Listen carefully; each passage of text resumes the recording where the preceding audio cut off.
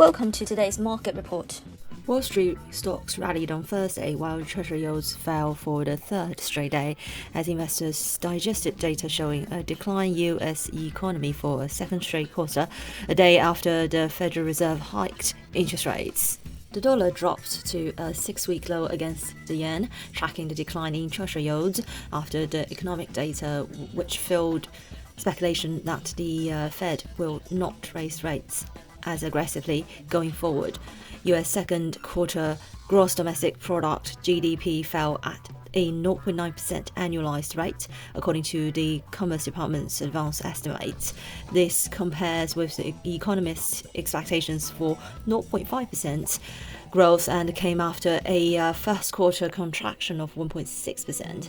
The data showed a Fed commitment on Wednesday to not flinch in its battle against the most intense U.S. inflation since the 1980s, even if that means a sustained period of economic weakness and a slowing jobs market.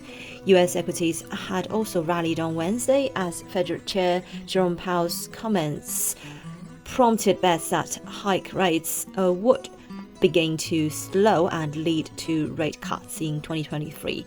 The decline in Treasury yields on Thursday implied bets for a more gradual pace of tightening going forward as the GDP declined at a time when the Fed had not raised rates that much.